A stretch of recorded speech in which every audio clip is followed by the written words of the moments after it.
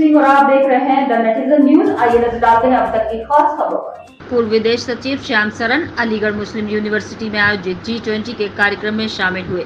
Jawaharlal Nehru medical college के सभागार में उन्होंने भारत की विदेशी पॉलिसी के बारे में खुलकर बात की।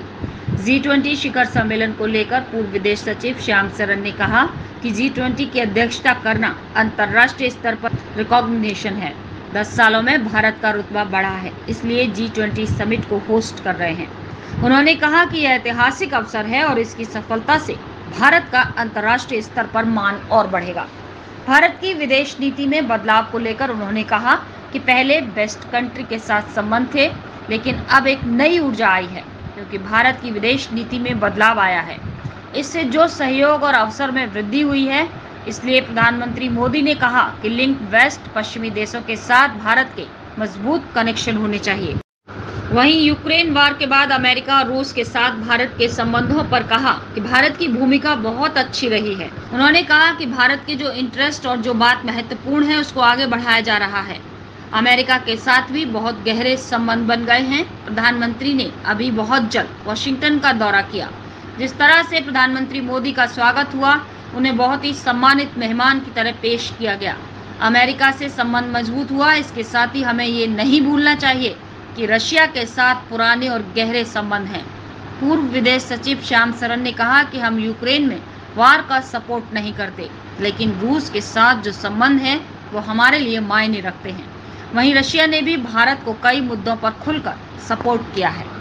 लक्ष्मण सिंह राघव की रिपोर्ट, अलीगढ़। एक तो रिकग्निशन है ना कि भारत का अभी जो रोल है और इन्फ्लुएंस है इंटरनेशनल अफेयर्स में, वो अभी 10 सालों में करीब काफ़ी उसमें वृद्धि हुई है और इसलिए इंडिया इसको होस्ट कर रहा है। और आप देख रहे हैं कि ये हमारे रीसेंट हिस्ट्री के लिए बहुत ही एक महत्वपूर्ण एक ओकेजन है और मैं सोचता हूँ कि इसकी जो सफलतापूर्वक जो होगी ये कंक्लूजन होगी, उससे भारत का इन्फ्लुएंस और भी आगे बढ़ेगा। इसलिए ये क्योंकि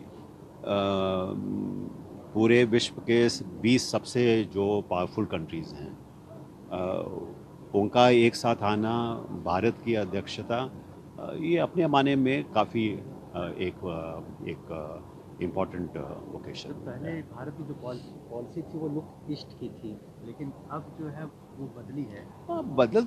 बदली तो बिल्कुल ऐसी नहीं बात है कि पहले वेस्ट के साथ रिलेशनशिप्स नहीं थे, ज़रूर थे, लेकिन एक नया ऊर्जा उसमें आया है और इसलिए आया है कि भारत में भी बदलाव आया है। और जैसे हमने कहा, ये जो इलाका है उसके जो सबसे महत्वपूर्ण देश हैं जैसे सऊदी अरेबिया है, उनमें भी बहुत बड़ा बदलाव आया है। इससे जो हमारे कोऑपरेशन के जो अपॉर्चुनिटीज़ हैं उसमें काफ़ी वृद्धि हुई है, इसलिए थोड़ा फ़र्क आया।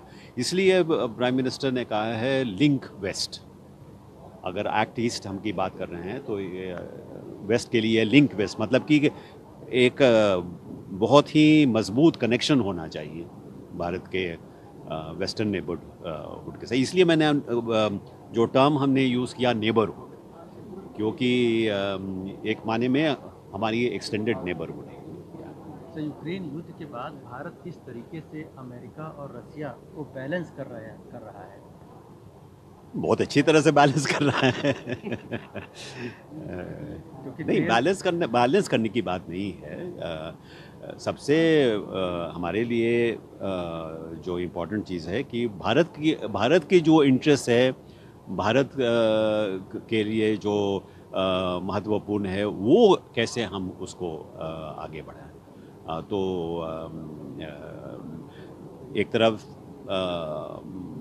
यूएसए के साथ बहुत ही गहरा संबंध हो गया है।